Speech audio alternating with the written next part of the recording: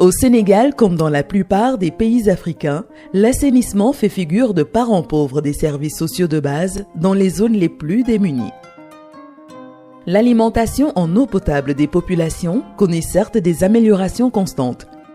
Toutefois, la réalisation d'infrastructures d'assainissement individuelles et collectives reste largement insuffisante. Illustration de ce déséquilibre, les quartiers populeux de la banlieue de Dakar, Pikine et Guédiawaye.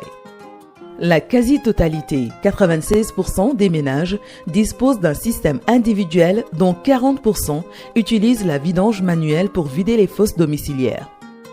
D'où une grande menace sur la santé publique, l'environnement et une perte de gains substantielle aux hydrocureurs. Le programme de structuration du marché de boue de vidange réhabilite ainsi l'assainissement en donnant à chaque acteur sa place dans ce partenariat innovant et mutualisé. Le programme de structuration du marché des boues de vidange est en fait un programme mis en place par l'État du Sénégal, par le biais de l'Office national de l'assainissement du Sénégal, financé par la Fondation Bill et Melinda Gates, dont l'objectif est l'amélioration des conditions d'assainissement des populations démunies de Pikine et de Guédiawaye. Pikine et Guédiawaye, c'est la grande banlieue de Dakar où vivent près de 1 200 000 personnes. C'est un programme qui part de la collecte des boues de vidange au niveau domiciliaire en passant par le transport des boues vers les stations de traitement des boues de vidange suivi d'une réutilisation possible. Près de 20% des populations vivent dans des zones inondables où les ouvrages traditionnels sont mis à mal par les inondations récurrentes. Une partie importante du programme consiste à installer des ouvrages adaptés, collecter ces boues et les transporter par camion à un prix supportable par les ménages. Pour restructurer le secteur, la privatisation de ces stations devient alors une condition sine qua non dans le cadre d'un partenariat public-privé efficient. Cette activité du programme nous a permis d'accéder aux stations boue de vidange, dont nous avons amélioré sensiblement la fonctionnalité, mais également dont nous avons augmenté sensiblement les heures d'ouverture.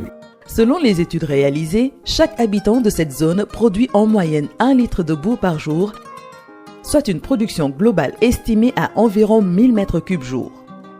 Le transport des boues par jour peut générer un chiffre d'affaires global d'1,5 million de francs CFA jour, soit environ 500 millions de francs par an. Ainsi, un gestionnaire privé de la station de vidange peut engranger un chiffre d'affaires de 35 millions par an, la taxe de dépotage étant fixée à 200 francs CFA le mètre cube. Qui plus est, l'humus produit du traitement offre un marché potentiel de 70 millions de francs CFA par an. Les résultats sont au rendez-vous.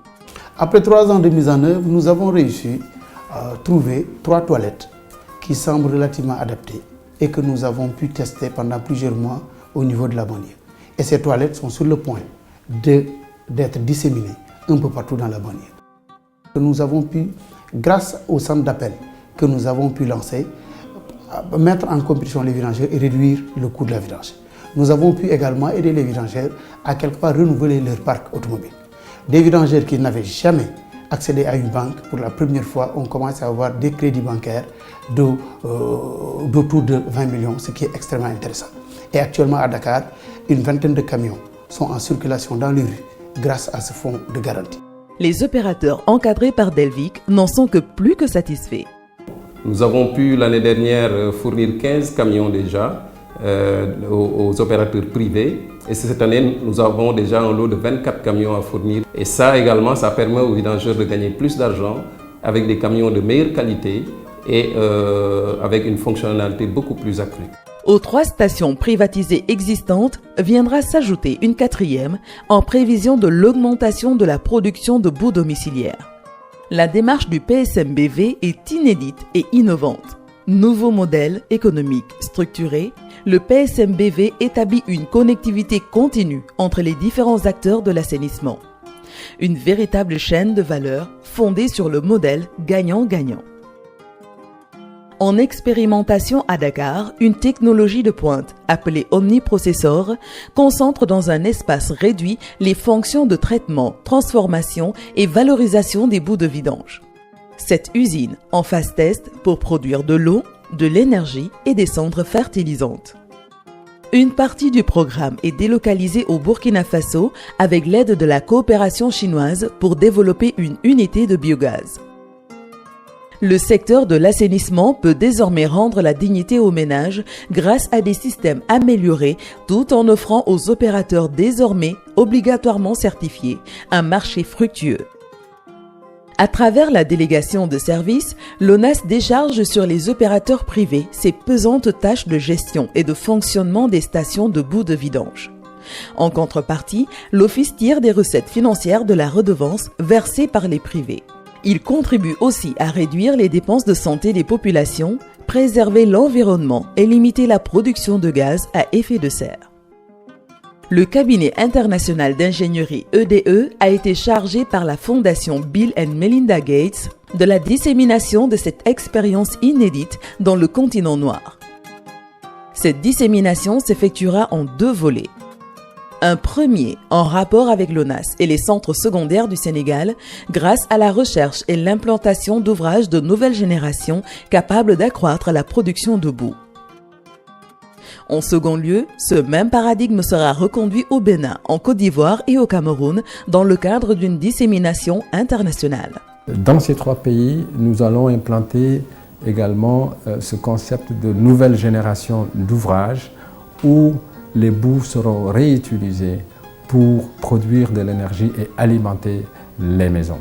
Nous pensons qu'avec ces systèmes-là, nous pouvons avoir certainement un engouement des populations parce que simplement l'énergie peut coûter moins cher avec cette dissémination-là. D'autres éléments qui sont extrêmement importants, c'est la formalisation également des acteurs dans ces pays. Cette formalisation va consister vraiment à ce que les acteurs soient reconnus par les États et par les municipalités dans les pays et qu'ils deviennent des acteurs incontournables dans le cadre d'un partenariat public-privé avec les municipalités et avec les États. Dans les zones démunies, principale cible du programme, les bénéficiaires ne cachent pas leur satisfaction. Ces toilettes-là nous ont apporté beaucoup de bien. Avant qu'on les construise ici, vraiment nous avons des problèmes pour aller sur les toilettes pendant l'hivernage. Parce qu'il y avait de l'inondation, l'eau stagnait ici. Vraiment, ces toilettes nous ont fait beaucoup de bien. Beaucoup de bien. Cette démarche innovante impacte positivement l'environnement. Les experts se sont rendus compte que le méthane est 80 fois plus polluant que le dioxyde de carbone pour la destruction de la couche d'ozone. Donc si on arrive à mobiliser ce méthane et à le transformer pour l'énergie dans les maisons, nous avons gagné énormément par rapport à un certain nombre de gaz à effet de serre. Deuxième élément extrêmement important, c'est la production d'éléments d'amendement tels que les engrais organiques. Ces engrais organiques peuvent participer à la restructuration des sols, peuvent participer à la croissance des plantes et peuvent participer à la production du verre, de la photosynthèse qui peut permettre vraiment une atténuation du changement climatique. Ça, c'est 2 éléments extrêmement importants sur lesquels nous allons insister dans les années à venir.